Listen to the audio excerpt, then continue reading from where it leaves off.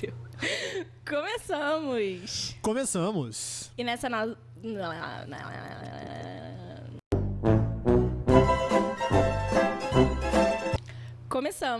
Começamos! E nessa nova temporada temos a segunda edição da Escola para Coordenadores dentro do CPCast. Aqui nós discutimos estratégias que auxiliam coordenadores a serem verdadeiros líderes para as suas equipes. Eu sou Gabriela Rosa. Eu sou Luciano Nogueira. E hoje a gente vai falar sobre a importância de cuidar de todos os alunos. Todos é muita gente, mas nesse caso a gente tem que olhar realmente para muita gente. Sim, todos é muita gente e a gente tem que olhar para todo mundo. Aí o pessoal pode estar perguntando, mas já não é assim? Mas a gente precisa fazer força para que seja, não é uma coisa natural. E eu diria que é ao contrário do que todo mundo imagina, né?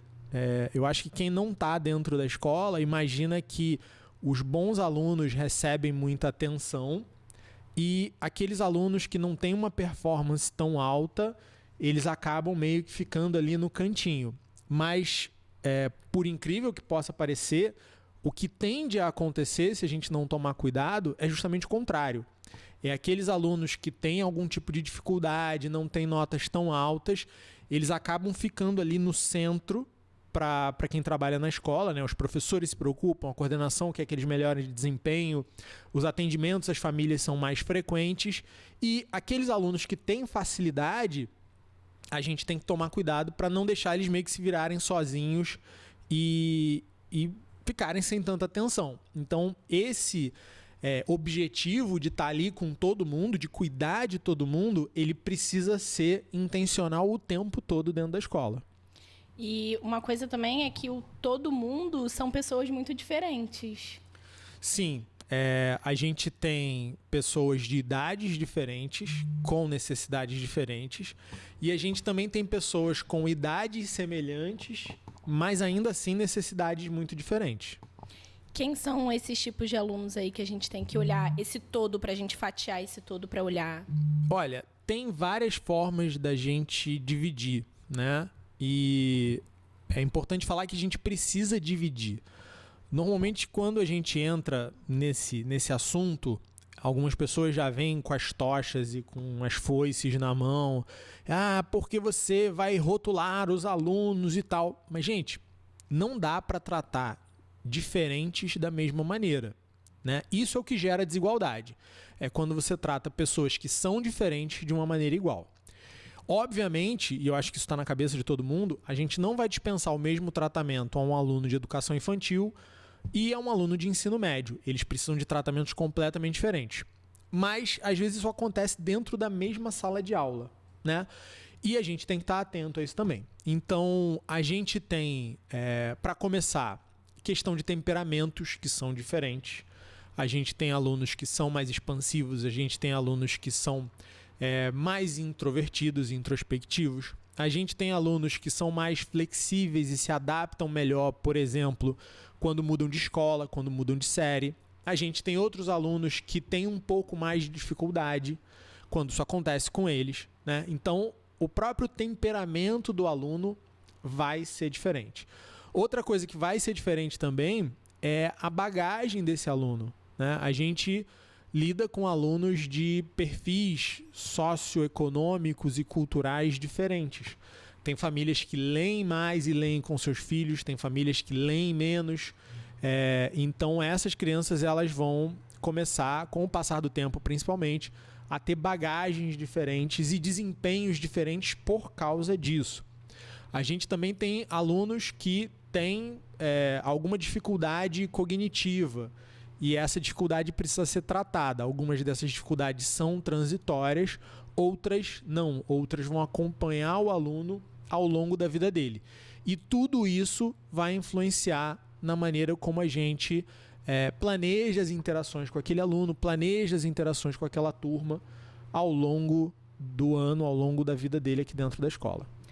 Para o pessoal que trabalha em escola, e aí tanto o professor como o coordenador, e eu acho que o coordenador mais, porque ele trata muito com a família, A gente tem alunos que já são da escola, que vêm de muito tempo, né? Que passam anos aqui dentro. E a gente tem aqueles alunos que entram todos os anos na escola. Qual é o momento ideal aí do ano que a gente consegue identificar e mapear quem é esse aluno, quem é essa família? Tem um tempo? Ou, no primeiro contato, nossa, maravilhoso. Às vezes, sim.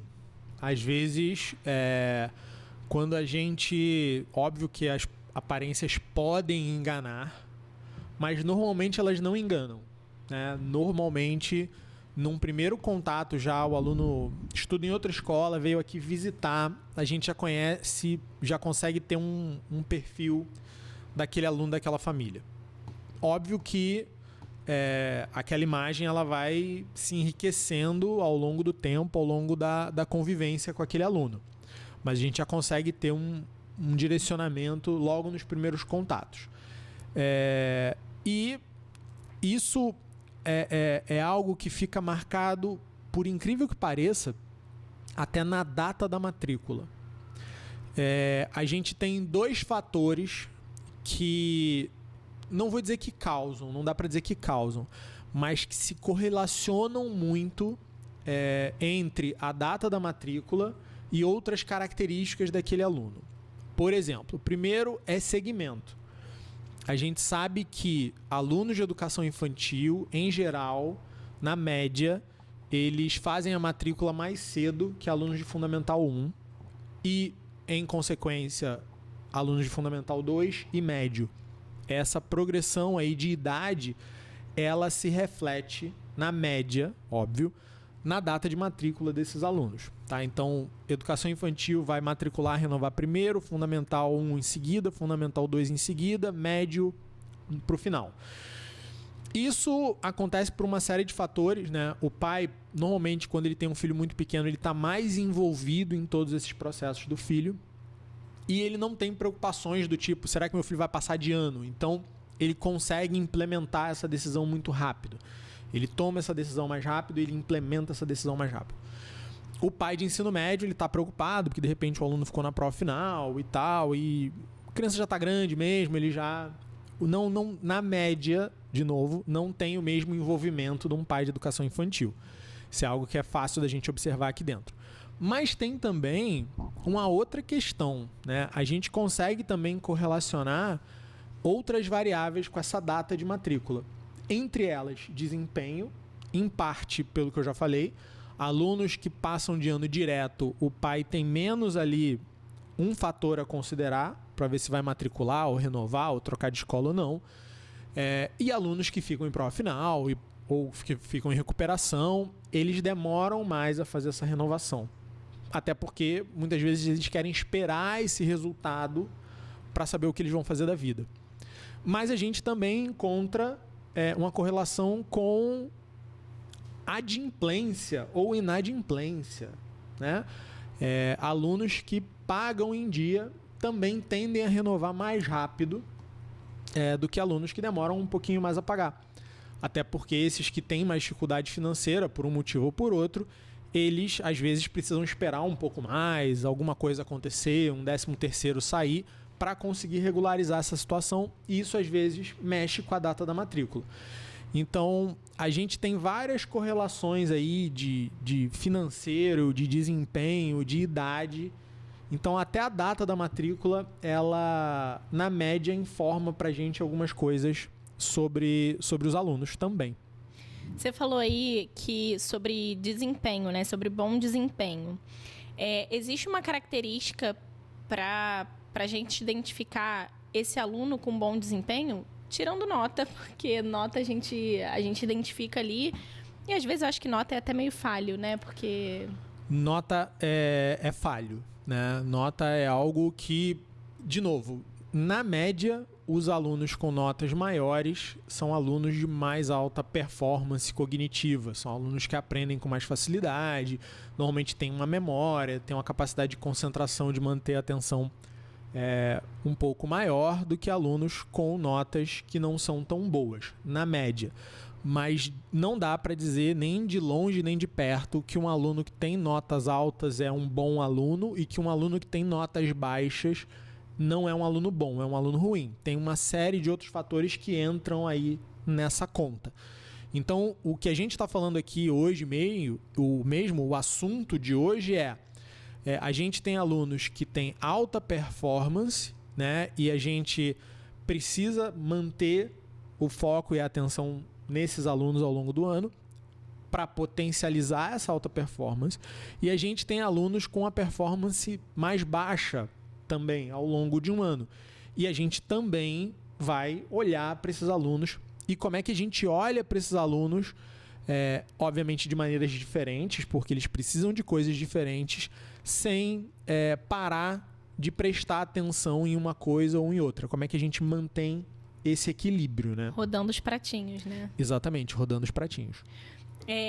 Quando você está falando de alta performance, dentro de um trabalho de um coordenador, de um professor, o que vale mais? A gente reconhecer, identificar um aluno de alta performance ou a gente perder um tempo ali rodando o pratinho da recuperação dos alunos com notas mais baixas, com uma performance pior nesse caso?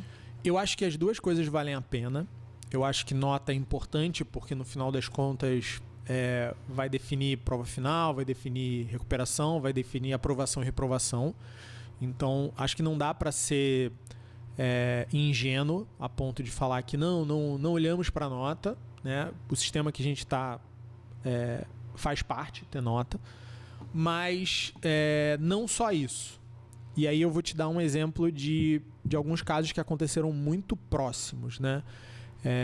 Quando eu era aluno, e para os alunos é muito normal ter essa visão, né? Você olha aqueles alunos que tiram nota alta e eles são inteligentes, e você olha para alunos que não tiram notas altas, tiram notas baixas, e esses alunos não seriam tão inteligentes. Eu, quando era aluno, compartilhava dessa mentalidade com os meus colegas. E, obviamente, você vai convivendo com essas pessoas ao longo da vida, e a experiência que eu tive foi a seguinte: muitos dos alunos, dos meus colegas de sala, que tinham notas altas, não atingiram aquelas expectativas que foram colocadas em cima deles. E vários outros que tinham notas medianas ou até notas ruins excederam em muito essas expectativas. Então, a primeira coisa que a gente tem que olhar é que não dá para reduzir isso que a gente chama de performance à nota, né? E também não dá para a gente colocar esse peso no aluno, né?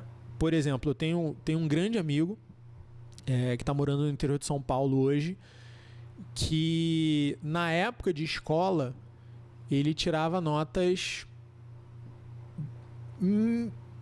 abaixo de medíocre. Medíocre é na média, né? Medíocre é um adjetivo que, na verdade, ele fala tudo aquilo que está na média é medíocre.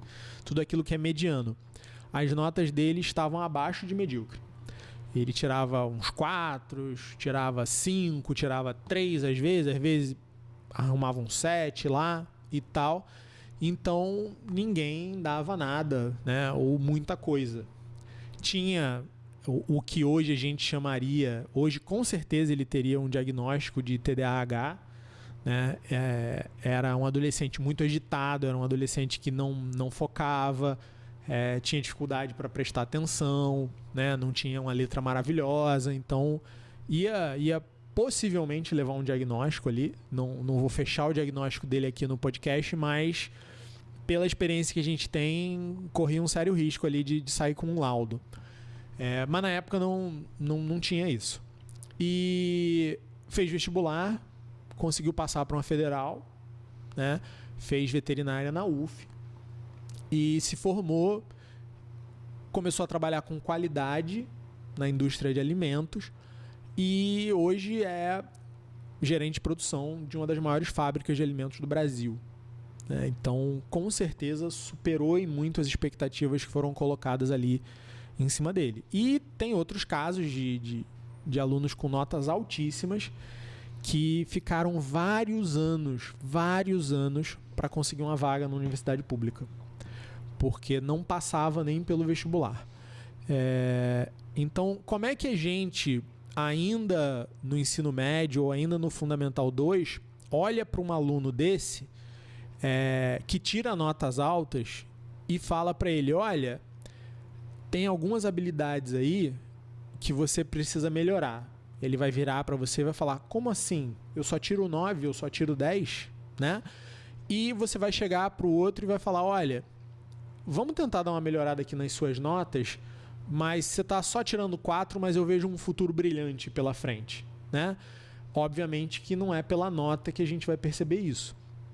Então, quando a gente fala de performance, a gente não está falando apenas da nota. A gente está falando da capacidade daquele aluno se comunicar, da capacidade que aquele aluno tem de interagir com o grupo, né? de ser responsável, né? Por alguma tarefa ou outra, porque isso no futuro, ao longo da faculdade, às vezes até para o vestibular mesmo, num horizonte mais curto, mas com certeza para a faculdade e para o mercado de trabalho, aquilo ali vai ser muito valorizado, né? E a gente tem que saber olhar para essas características do aluno, além dos numerozinhos que estão ali gravados no boletim dele.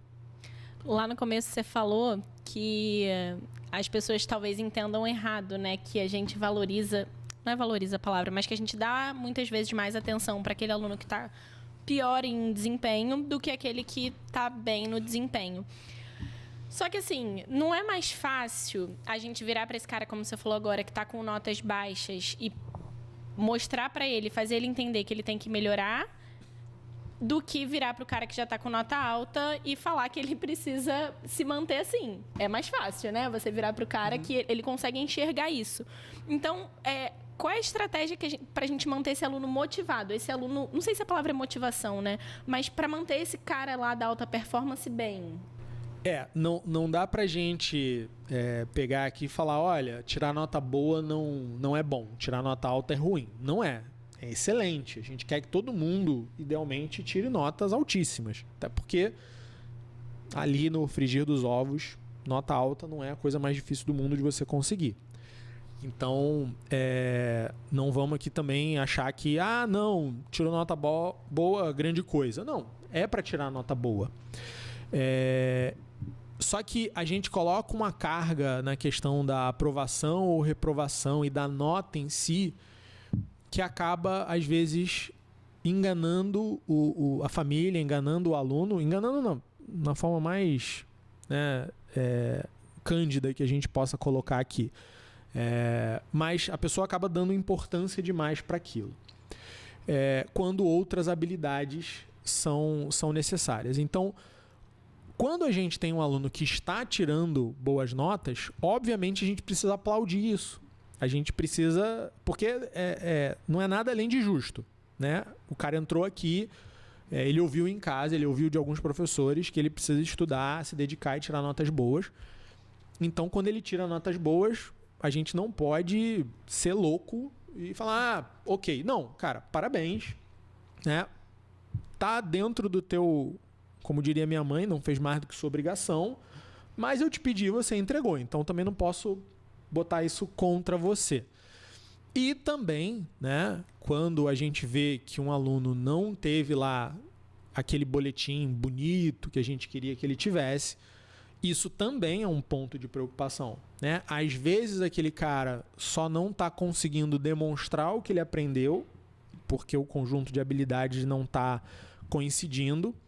Às vezes ele realmente tem algum problema, e esse problema, na maioria das vezes, ele tem algum problema, e esse problema está se refletindo na nota que eles estão tirando, né?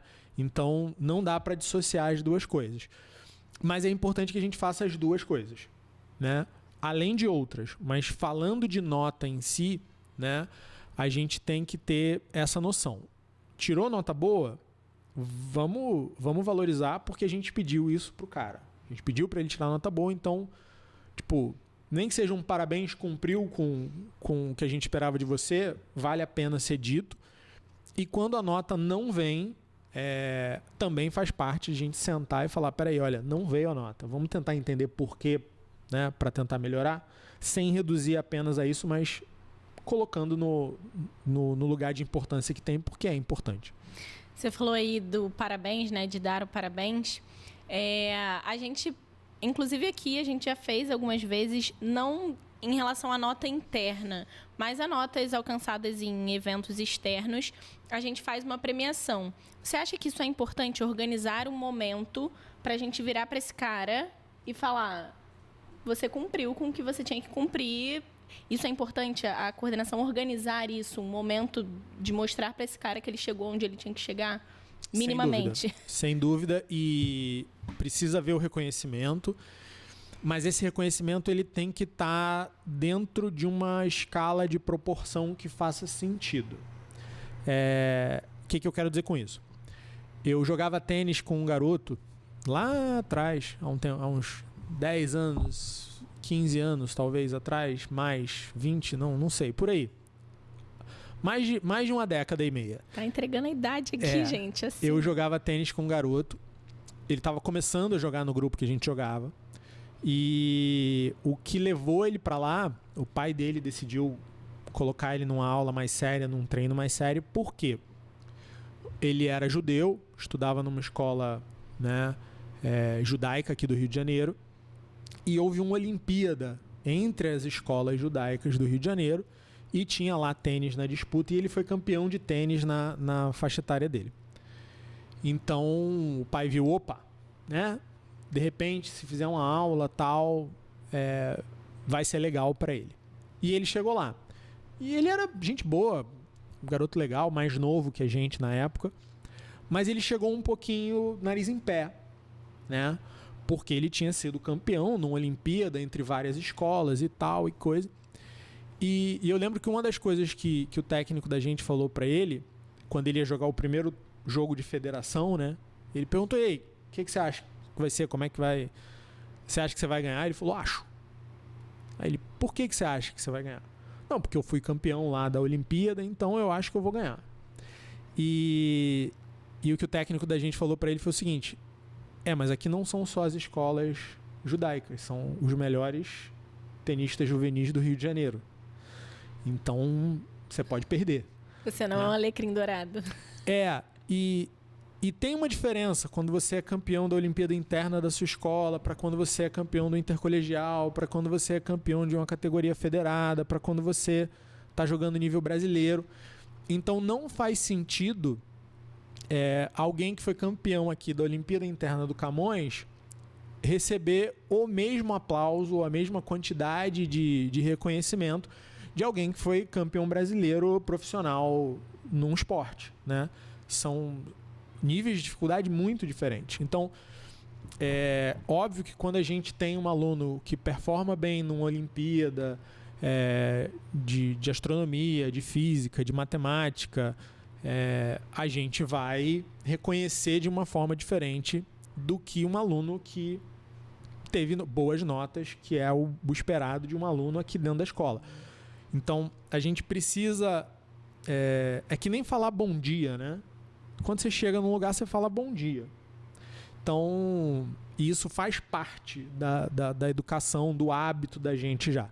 Então, se a gente pediu para o aluno tirar uma nota boa e ele tirou, parabéns.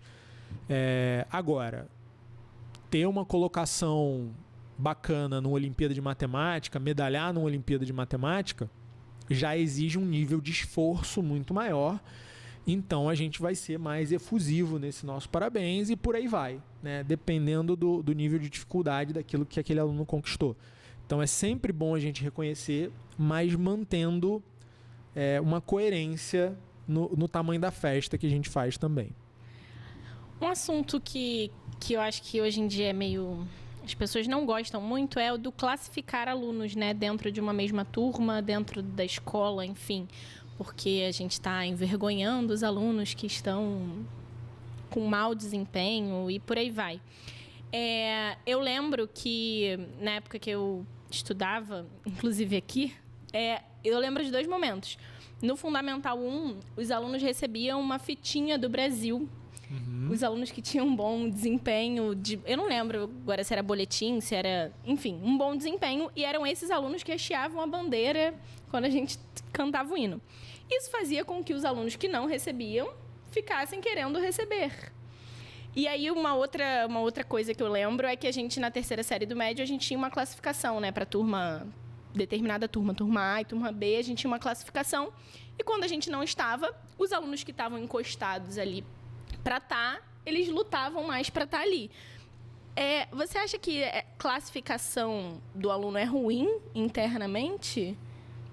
Fazer esse movimento, a escola ter esse movimento, é ruim classificar o aluno? Não é ruim. Precisa ser bem feito, né? A primeira coisa que a gente tem que entender é que isso é um reflexo de um movimento da sociedade que não valoriza o esforço, não valoriza a dedicação, né?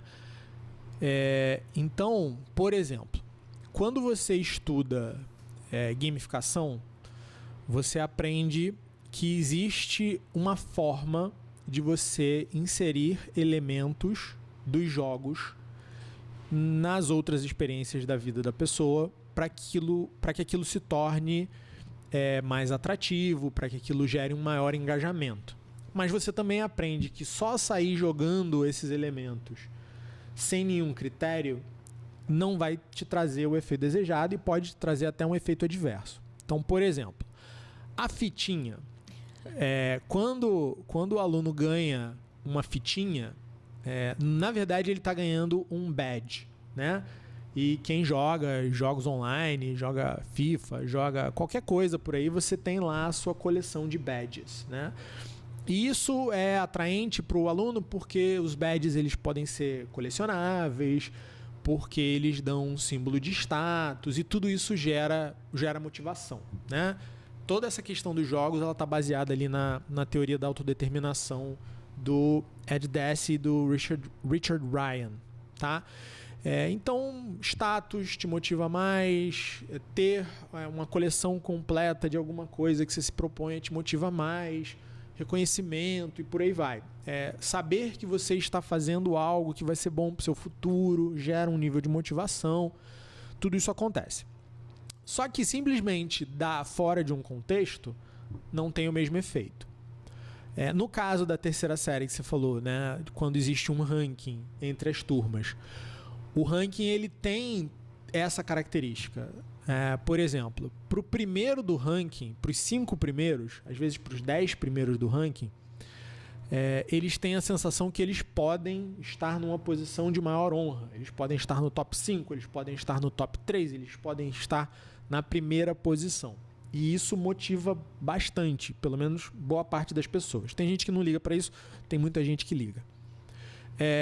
Agora, quando você está em 32º num ranking que tem 35, isso pode te desmotivar, né? Você pode olhar aquela montanha lá que você tem para escalar e ela pode parecer tão alta para você que você acha que você não consegue chegar. Então o ranking não vai te ajudar. Compensação, se você tem 2 turmas, você talvez não queira cair para a turma de baixo e talvez quem esteja na turma de baixo queira subir, né? Então existem elementos aí que podem ser trabalhados para que haja esse maior engajamento e você não tenha essa desmotivação de que quem está lá embaixo. Mas o que vai fazer a coisa funcionar mesmo, e aí a gente pode até fazer um podcast sobre gamificação depois, mas vale a pena explicar isso aqui só para o pessoal entender, é que você tem ferramentas. Então, por exemplo, o ranking é uma ferramenta, a fitinha é uma ferramenta. Você tem mecânicas. Essas ferramentas elas têm ali em volta delas um conjunto de regras para elas serem aplicadas. Tipo, quem ganha a fitinha? Não é a fitinha pela fitinha. É quem tem nota acima de 8. Quem tem nota acima de 9. Tudo bem. Isso faz parte da mecânica da utilização da fitinha. O que acontece quando você ganha uma fitinha? Você vai para o pelotão da bandeira nos eventos. Você vai hastear a bandeira quando estiver indo na quarta ou quinta-feira. Não lembro agora. Então, isso faz parte da mecânica da fitinha. E essa mecânica, ou a interação de várias mecânicas, a mecânica da fitinha com a mecânica do ranking, com a mecânica do simulado, da avaliação nacional, ou com a mecânica da Olimpíada interna de matemática ou da Olimpíada brasileira, essas mecânicas todas, elas criam dentro da escola uma dinâmica. E essa dinâmica é a responsável por criar uma experiência atrativa. Então, se você acha que você só reconhecendo você vai criar um ambiente ultramotivador, não vai. Se você acha que só criando um ranking você vai criar um ambiente ultramotivador, não vai. Você vai abrir espaço para quem critica esse tipo de utilização desse tipo de ferramenta, fale mal. Tem um ranking, está estigmatizando. Não, o ranking não estigmatiza por si só. Mas ele perde muito da eficiência quando ele não está inserido num contexto maior que cria essa dinâmica que aí sim você tem engajamento. Então, vamos montar um ranking? Pode ser. O que mais? O que mais está dentro desse sistema, né? Se a gente tem mais coisas aí dentro desse sistema, ótimo, pode ser uma grande ideia. Vamos montar um ranking só porque a gente ouviu falar que não sei aonde tem um ranking, está todo mundo super motivado? Aí eu já acho que não. Eu arrisco dizer que não é o ranking que está fazendo todo mundo ficar super motivado nesse outro lugar. É o ranking em conjunto com outras situações, outras ferramentas e outras mecânicas. Muito bom, muito interessante isso, de verdade. Você falou de tênis e de esporte. O resultado, a alta performance no esporte está diretamente relacionada à alta performance do aluno em sala, né? De resultado de nota e por aí vai. Porque eu acho que a gente tem muito isso. As pessoas, elas têm muito isso. Porque o fulano é da equipe de, sei lá, basquete, handball, então o fulano tem um tratamento especial. A gente tem que tratar quem é de equipe de maneira diferente, realmente, dentro da sala, né? Não, eu acho que não deve haver privilégio para quem é de equipe, muito pelo contrário. Aquele aluno, ele está levando o nome da escola, ele está levando a imagem da escola, e ninguém quer ter sua imagem associada a um comportamento ruim, né? Agora, quando a gente fala do atleta e do aluno com notas altas e do aluno que performa muito bem quando a gente tem um evento como uma peça de teatro ou como um espetáculo de dança, a gente precisa entender que a gente está falando de diferentes capacidades ali dentro, né? E, de novo, isso não vai ser uma muleta, isso não vai ser uma desculpa para você não fazer o que você precisa fazer, mas faz parte desse tratamento diferenciado, de não tratar diferentes, não tentar tratar pessoas diferentes da mesma maneira, entender de onde isso vem, né? Hoje a gente já tem conhecimento que algumas pessoas têm facilidade para música e outras não têm. A gente já tem conhecimento que algumas pessoas têm uma questão sinestésica de movimento muito bem desenvolvida, que aprendem facilmente técnicas de movimento e outras não. E ritmo, e linguagem, e lógica, e matemática. Então, a gente precisa crescer em diversas áreas, né? Faz parte da gente explorar essas diversas áreas, mas entendendo que a gente vai se dar melhor em umas do que em outras, né? A gente vê os alunos, às vezes, usando isso de uma maneira errada, né? A gente vê alunos falando, não, eu sou de humanas, eu sou de exatas, como se isso fosse uma desculpa para tirar nota baixa em alguma matéria. Não. Muito pelo contrário. Se você se reconheceu como uma pessoa que tem facilidade para matemática e física, você sabe que português vai demandar um pouco mais de esforço e que, se você sabe isso, não tem justificativa para você ir mal em português, né? Você sabe que você vai precisar dedicar um pouquinho mais de tempo ali para aquela coisa. E por aí vai, né? Então, não é um benefício, não é um tratamento especial, não é uma regalia, mas é justamente essa compreensão de que nem todo mundo, ou na verdade ninguém, vai ser bom, excelente em tudo, né?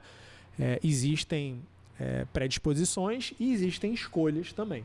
O cara que escolhe participar de uma equipe de esporte e treina 10, 12 horas por semana, ele não está com essas 10, 12 horas disponíveis, de repente, para estudar e fazer curso de inglês e ter aula de violão. Em algum momento ele vai precisar fazer as escolhas dele. Você acredita que a gente focar Não é focar, porque a gente está falando aqui de olhar o todo e dividir esse todo e dar atenção para todo mundo. Mas você acha que a gente dar atenção para esse aluno que tem os resultados melhores influencia nos outros, ou isso é muito pequeno? Influencia naquele cara que está com a nota baixa, saber que o outro tem uma atenção, tem uma premiação, ou você acha que isso é pouco para influenciar o que está com a nota baixa? Não é que seja pouco. A gente pode puxar uma analogia aqui e falar de uma questão mais geral de criação de filho, né? A gente teve uma geração há alguns anos atrás que era uma geração criada mais solta, né? Que a criança passava mais tempo brincando fora de casa, na rua e tal, e coisa. E hoje a gente tem uma geração um pouco mais presa, né? Se a gente olhar e tentar passar um rolo compressor em cima das coisas, tirar a profundidade da nossa visão e tentar entender quem está certo, quem está errado, a gente vai com certeza cometer várias injustiças e vai errar muito nesse processo. Porque hoje a gente tem crianças que passam horas e horas e horas na frente de uma tela e estão tendo seu desenvolvimento prejudicado por causa disso, né? É impressionante a quantidade de tablets que você vê quando você entra num restaurante, num shopping no Rio de Janeiro, né? Então as famílias ficam ali às vezes 2 horas, 3 horas no final de semana e meio que tem uma tela para cada criança, né? Já vi mesa com 3 crianças e cada um com uma tela. Um pega o celular do pai, um pega o celular da mãe, o outro pega um tablet, outro pega não sei o que do tio e fica ali. Isso é muito ruim, né? Agora, se a gente pega de uma geração atrás ou 2 atrás e fala, não, então é 0 tablet, né? Tablet é o catiço, não pode, deixa a criança solta na rua brincando de pique o dia inteiro. Tem um monte de gente que foi criado assim e não deu certo também, né? Precisa haver aí um equilíbrio, uma noção de que em certos momentos a gente precisa investir na proximidade, em certos momentos a gente precisa investir na autonomia, em outros momentos a gente busca os recursos que são possíveis, né? Seria ideal a gente ter uma criação completa, sem telas? Tem gente que defende isso, mas eu acho que solução impossível não é solução. Então, se a gente pega esse momento de pandemia que a gente teve, pai e mãe trabalhando em casa de home office, e alguém vem com a mentalidade ultra purista de que não, 0 minutos de tela por dia, cara, de repente você consegue, mas isso não se aplica para 90% das pessoas, entendeu? E aí teve um monte de radicalismos, né, nesse momento. Fiquem todos em casa. Tinha gente que não podia. Não vai ninguém para a escola, vai todo mundo para a escola. Não era um momento de... E nunca é um momento de você falar todo mundo tem que fazer isso aqui que eu acho certo. Esse eu acho que é o grande problema. E aí, para trazer essa analogia de volta para a escola, para a gente não se perder na pergunta e na resposta, a gente vai aprendendo, né? O que a gente precisa fazer é ganhar profundidade na discussão. É entender que o aluno que tira notas baixas, por exemplo, ele vai demandar da escola um número de atendimentos maior. A coordenação vai precisar conversar mais vezes com aquele aluno. A orientação vai precisar sentar mais vezes com aquela família. Mas que isso não é uma desculpa, isso não é uma justificativa para o aluno que tira notas boas ter que se virar sozinho ao longo do ano, né? Então, é parte do trabalho da escola, né? São 2 famílias, são 2 crianças, trabalhar com o que aquelas crianças estão trazendo. É um pouco deixar de ser uma escola vem a nós, né? Como minha mãe fala, né? Minha mãe fala assim, só quer vem a nós, ninguém quer vosso reino, né? E é um pouco isso. Eu já escutei no passado profissionais que trabalhavam em escola falando, tal aluno não tem perfil para não sei para onde. Cara, de repente até não tem, mas o que você vai fazer? Você vai mandar o cara embora? né? Ou você vai sentar com ele e falar, olha só, esse teu conjunto de atitudes aqui não está encaixando. Vamos tentar melhorar, né?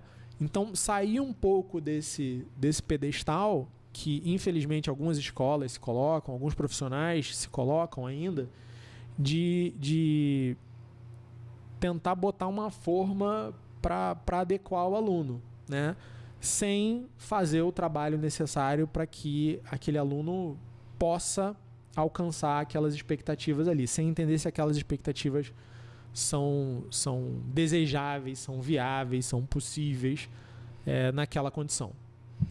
Então, quando a gente está falando de acompanhamento de aluno, porque nada mais é do que acompanhar, né? Conhecer o aluno, conhecer a família e entender o movimento que a escola tem que fazer com cada um deles. Sim, a escola ela é uma instituição que ela trabalha com grupos, né? Então, o auge da personalização, ela está em casa. Então, você quer um currículo personalizado para o seu filho, faça homeschooling, né? E passe 4 a 6, 7 horas por dia ali com ele, né? Junto, ensinando, educando, transmitindo cultura, transmitindo conhecimento, lendo junto, levando para o judô, levando para o futebol, levando para o inglês, levando para a atividade artística, faz tudo. Você vai ter um currículo 100% personalizado. E não acho errado, não. Acho que tem família que faz e faz bem e é uma escolha. Eu acho que é uma escolha mais personalizada, eu acho que é uma escolha mais cara, eu acho que é uma escolha que pode trazer excelentes resultados. Na escola, você vai ter uma abordagem de grupo, né? Você não vai poder opinar sobre todos os livros que a criança usa, porque quem define isso é o corpo pedagógico da escola. Você não vai poder opinar sobre todas as atividades que seu filho faz, porque aquilo também está pré-definido. Mas isso não é uma desculpa para a escola falar, eu sou assim, eu faço assim, é desse jeito, quem quiser que se acostume. Não, é um trabalho constante de diálogo com essas famílias que estão ali, entender se esse trabalho está sendo bem desenvolvido, se ele está atingindo os objetivos que a escola propôs, né, no início do trabalho, porque também não adianta falar, eu faço isso. Não, é que resultado você gera. Então, se você está fazendo o que você acredita e gerando os resultados que você tem que gerar, parabéns. Agora, se você está fazendo aquilo que você acredita e os resultados não estão vindo, óbvio que você precisa ajustar alguma coisa, precisa mudar alguma coisa. Veio na minha cabeça aqui agora um clássico que a gente pode falar isso, eu não sei se a gente mapeou isso, mas a gente pode falar sobre isso, que é conselho de classe e que é muito mal utilizado na hora que a gente vai diferenciar esses alunos e falar sobre eles. A gente traçou algumas estratégias sobre o conselho de classe já aqui, uma coisa antes do conselho de classe, mas esse é o momento da gente falar sobre isso, da gente identificar esses alunos, não é? Eu só quero que vocês anotem aí que quem deu a sugestão de falar de conselho de classe foi a Gabi, tá? Podemos. Ih, gente, deu ruim. Conselho de classe é um assunto, gente. Deu ruim. Pra quem nunca participou de um conselho de classe, vai ser surpreendente. Não, mas é porque é nesse momento que a gente discute muitas dessas coisas. Porque eu ia falar assim, o papel da escola, da orientação e da coordenação da escola, de um coordenador, é olhar para os alunos, é conhecer os alunos. Aqueles alunos e a equipe que trabalha com aqueles alunos. E um dos momentos que a gente tem para compartilhar isso é num conselho de classe. Sim, não, com certeza. Eu acho que é super, super adequado. Tô brincando aqui, né? Brincando sério, mas brincando. E uma das coisas até que a gente fez aqui na escola há alguns anos, né? E aí a gente fez, eu fiz. Eu apaguei nota de conselho de classe, pelo menos dos primeiros, né? Eu me segurei aqui na mesa, que ele falou, apaguei nota, fiquei nervosa. Apaguei nota. Não, a gente não olha para nota nos primeiros conselhos de classe, porque existe um mau hábito, né? Existe um mau hábito do mapão nos conselhos de classe. Mapão é aquele pedaço de papel ali com o nome de todo mundo da turma, com a nota de todo mundo em todas as disciplinas. E meio que era um negócio norteado por nota, né? Você olhava, esse aluno aqui tá com nota baixa, vamos falar dele. E acabou. O conselho era isso. Na verdade, não. Na verdade, você tem que falar sobre outras coisas. Você tem que falar sobre o perfil da turma, você tem que falar sobre interações, você tem que falar sobre estratégias, né? De repente tem um professor trabalhando de um jeito, está dando um baita de um resultado. É um excelente momento para ele compartilhar isso com o resto da equipe. De repente você tem um aluno que está se comportando de uma maneira estranha ali, né? Fora do comum na sua disciplina, nos seus tempos de aula, e você pode ouvir dos seus colegas se aquilo vale para os outros tempos também. Professores que tiram os alunos da sala, como professores de educação física, professores de laboratório, têm uma contribuição imensa para dar, porque eles assistem o comportamento dos alunos e dos grupos numa dinâmica de sala de aula completamente diferente.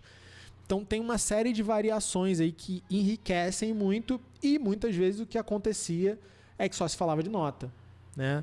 E óbvio que a gente tem que olhar desempenho, óbvio que é um trabalho paralelo que a gente faz com a orientação, ficar acompanhando essas notas, mas não necessariamente a gente precisa entrar com um mapão dentro de um conselho de classe e ficar discutindo só isso, né? Então, acho que dá para a gente falar de conselho de classe também. Acho que é um assunto interessante, mas dentro desse contexto de cuidar de todos os alunos, não é só cuidar de todos os alunos, é também cuidar dos alunos como um todo, e não só o aspecto da nota que vai ser a dona da discussão nesses momentos.